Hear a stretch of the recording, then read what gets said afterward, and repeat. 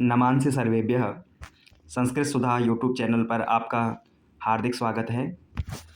प्रिय छात्रों, पुनः आपके सम्मुख आज उपस्थित हूँ एक आदर्श प्रश्न पत्र लेकर।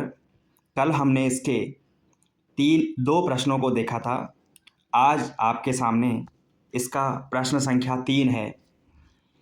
प्रश्न संख्या 3 में पूछा, उचित सर्वनाम पदेन वाक्यम योजयत। अर्थात एक तरफ आपके सम्मुख सर्वनाम शब्द प्रयोग हैं और एक तरफ धातुएं प्रयोग हैं। तो प्रिय छात्रों, आपको इन सर्वनाम शब्दों को इन धातुओं के साथ मिलाना है। मैंने आपसे कल भी कहा था कि इस प्रकार से प्रश्नों को सरलतया हल करने के लिए आपको सबसे पहले देखना होगा कि वह शब्द किस वचन का है, किस लिंग का है।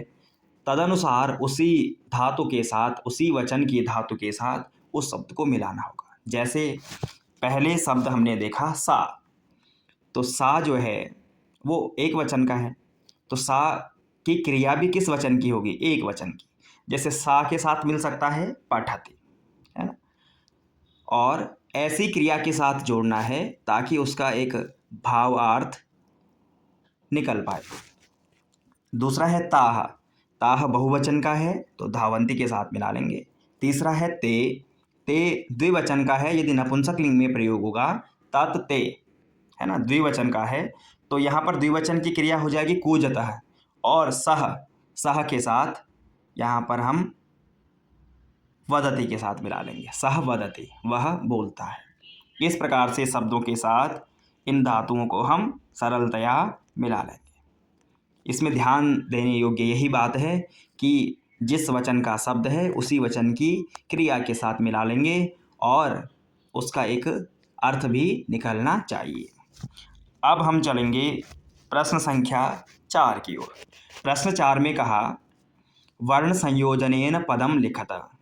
अब छात्रों, ये आपका तीसरा खंड शुरू हो गया है जो 18 नंबर का है और ये व्याकरण का है। ये आपकी संस्कृत व्याकरण से प्रश्न पूछे गए हैं।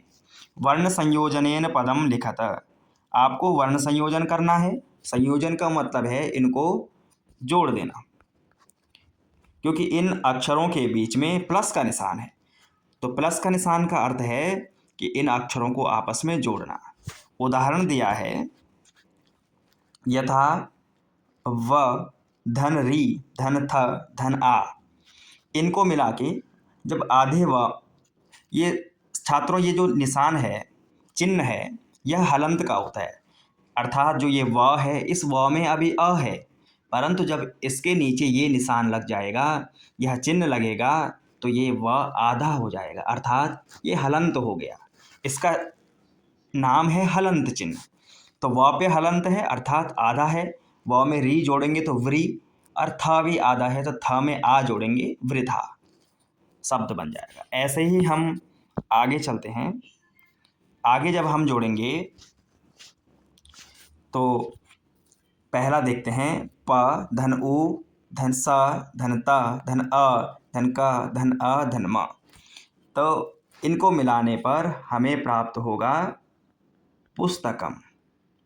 सरल सा है छात्रों, उस व्यंजन में उन स्वरों को मिला देना है। जैसे प में उ की मात्रा था, पू हो गया, आधा स है तो आधा स फिर त में मिल जाएगा पुस्तक, फिर त में अ, पुस्त पूरा हो जाएगा, क में अ, क पूरा हो जाएगा और म हलन तो पुस्तकम बन जाएगा। ऐसे ही दूसरे को जब मिलाएंगे तो चटका,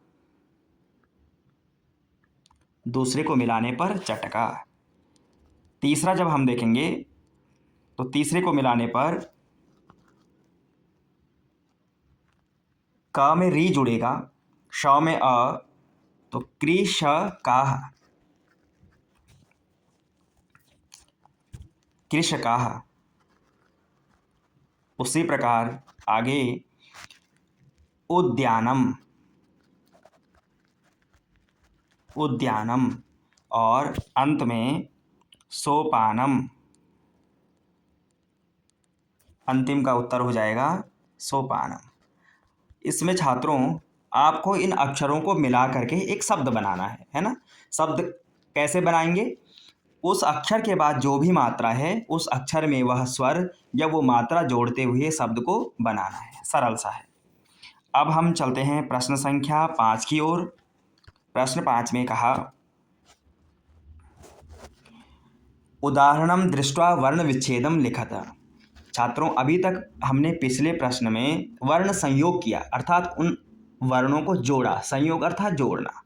अब 5 में पूछा कि आपको वर्ण विच्छेद का मतलब है अक्षरों को तोड़ना।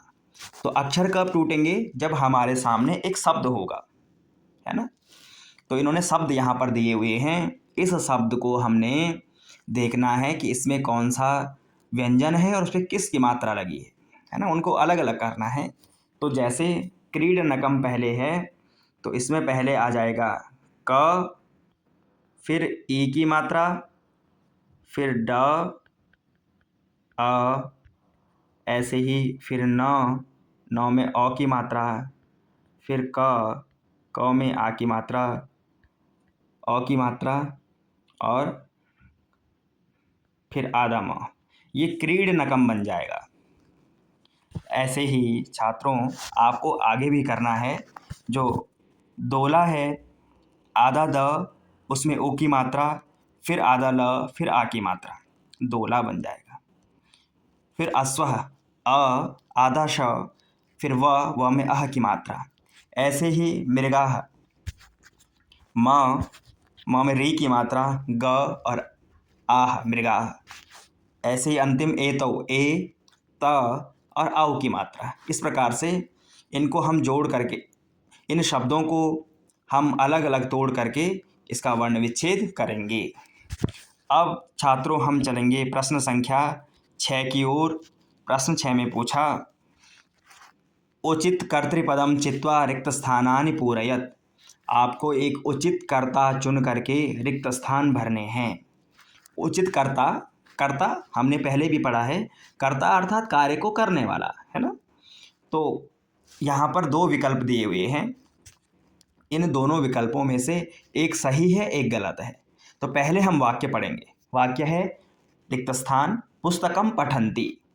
अब छात्रों, मैंने आपको बतलाया है कि वाक्य को पढ़ने के बाद सबसे पहले देखिए कि उसमें कर्ता अथवा क्रिया किस वचन की है। यहाँ पे कर्ता तो रिक्त स्थान है, तो क्रिया किस वचन की है? बहुवचन की है। जैसे पठन्ति, तो पठन्ति जब बहुवचन की क्रिया है तो कर्ता भी किस वचन का आएगा? बहुवचन का ही। तो हमने कर्ता देखा कि यहाँ पे बालिकाः बहुवचन का है, तो यहाँ पर बालिकाः आ जाएगा। दूसरा पढ़ा, फलम खादति। इसमें क्रिया खादति एक वचन की है, तो सह फलम खादति, यह उत्तर हो जाएगा।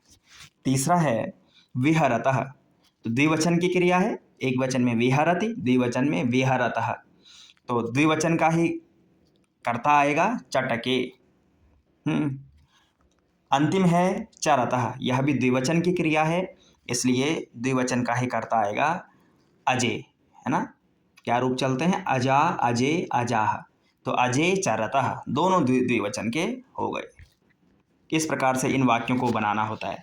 अर्थात यदि सरल भाषा में कहा जाए, यदि कर्ता एक वचन का है तो क्रिया भी एक वचन की आएगी, कर्ता द्विवचन का है तो क्रिया भी द्विवचन की, और कर्ता यदि बहुवचन का है तो क्रिया भी बहुवचन की ही आएगी।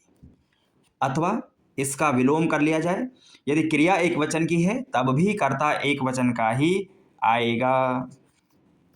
यदि क्रिया द्विवचन की है तो कर्ता द्विवचन का ही आएगा। यदि क्रिया बहुवचन की है तो कर्ता बहुवचन का ही आएगा। छात्रों, अब हम प्रश्न संख्या 7 की ओर चलते हैं। प्रश्न संख्या 7 में कहा, उदाहरणम दृष्ट्वा रिक्त स्थानानि पूरयत। उदाहरण को देख करके रिक्त स्थान भरने हैं। जो हमने व्याकरण में कुछ शब्द रूप पढ़े थे, जैसे पुल्लिंग में हमने बालक शब्द रूप पढ़े थे, बालकः, बालकौ, बालकाः। ऐसे ही स्त्रीलिंग में हमने रमा, रमे, रमाः। नपुंसक लिंग में फलम, फले, फलानि। तो छात्रों, आपको कुछ शब्द रूप अवश्य ही याद करने चाहिए। जैसे पुल्लिंग में आप बालक शब्द रूप याद कर लीजिए, स्त्रीलिंग में रमा कर लीजिए या बालिका कर लीजिए, और नपुंसकलिंग में फल शब्द के रूप याद कर लीजिए।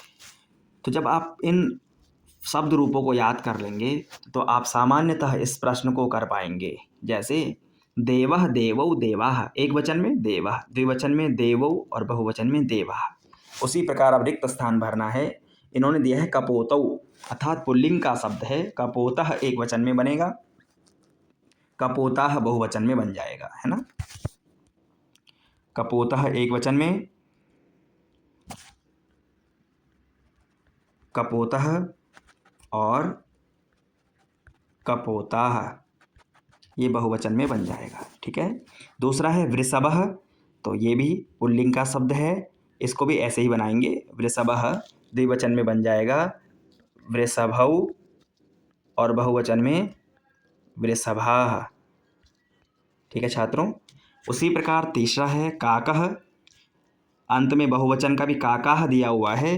अब आपको द्विवचन का बनाना है, तो द्विवचन में क्या बनेगा, काकः काकौ, द्विवचन में आ जाएगा काकौ। इस प्रकार हमने इस प्रश्न को भी किया। यह कुछ शब्द रूप आपको अवश्य ही याद करने चाहिए, आसानी से आप इस प्रश्न को कर पाएंगे। अब हम प्रश्न संख्या 8 की ओर चलते हैं। प्रश्न 8 में कहा उचित धातु रूपाणि चित्वा रिक्त स्थानानि पूरयेत्। आपको उचित धातुओं को चुन के रिक्त स्थान भरना है।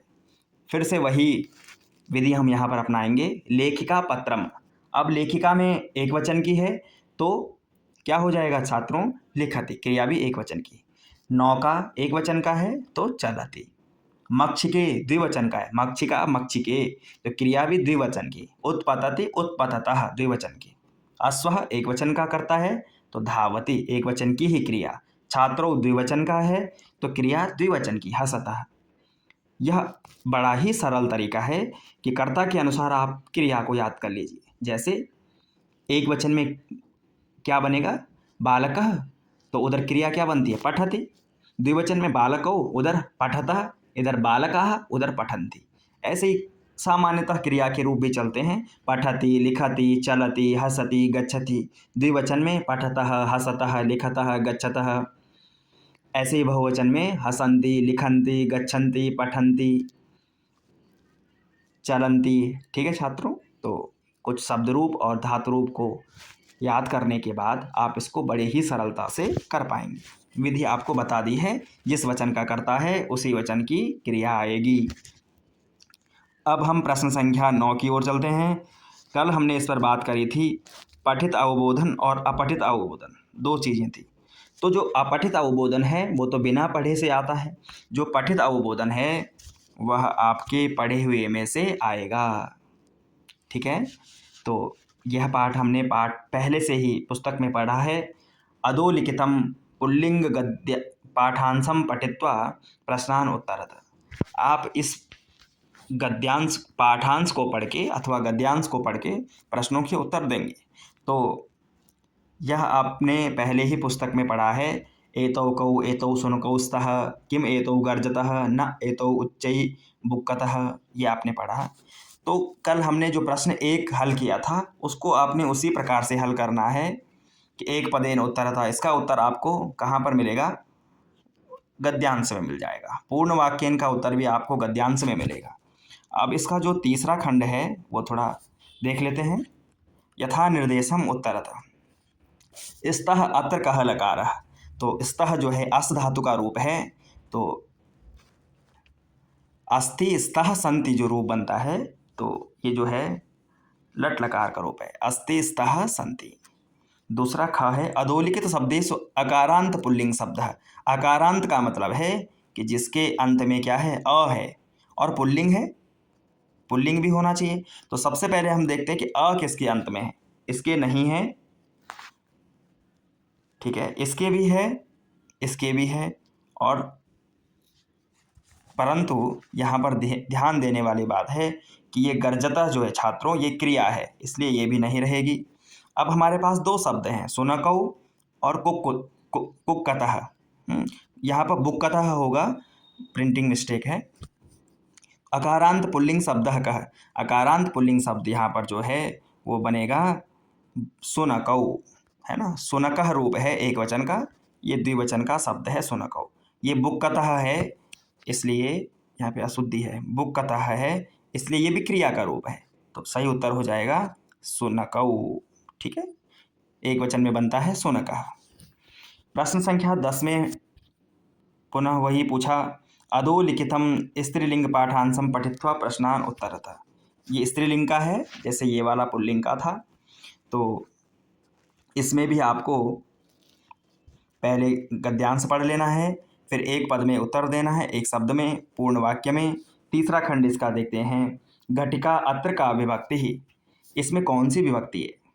छात्रों, आपको पता है कि 7 प्रकार की विभक्तियां हैं। प्रथमा, द्वितीया, तृतीया, चतुर्थी, पंचमी, षष्ठी और सप्तमी, और अंत में संबोधन का रूप बनता है। तो घटिका जैसे बालिका, रमा, तो घटिका प्रथमा की विभक्ति है। अधोलिखित शब्देषु आकारांत, आकारांत आज इसके अंत में है, और जो स्त्रीलिंग शब्द है, तो देखते हैं आ किसके अंत में है, किम के अंत में नहीं है, कह के अंत में नहीं है, कस्य के अंत में नहीं है, का के अंत में आ भी है, और ये स्त्रीलिंग शब्द भी है, इसलिए सही उत्तर होगा का। छात्रों, अब हम प्रश्न संख्या 11 की ओर बढ़ेंगे।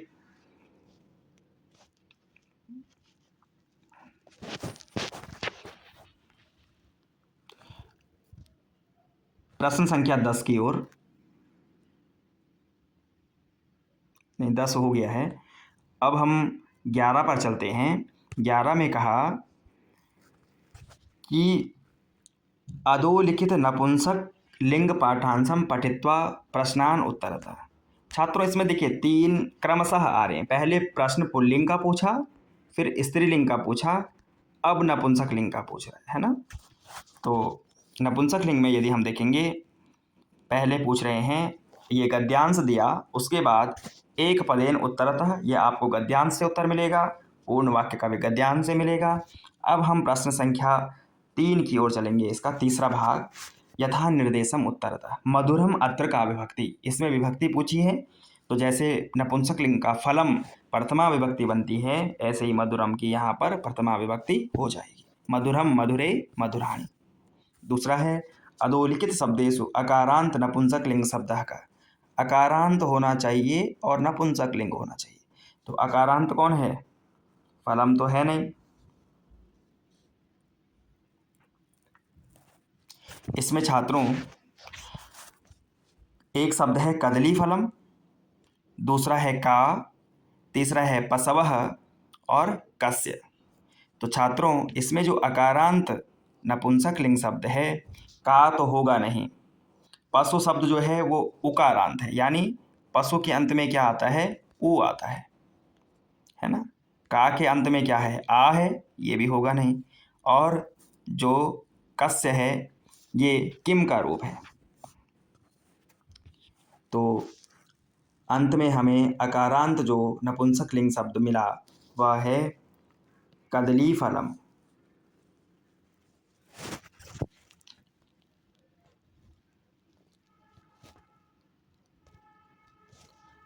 छात्रों, इसके आगे हम चलते हैं।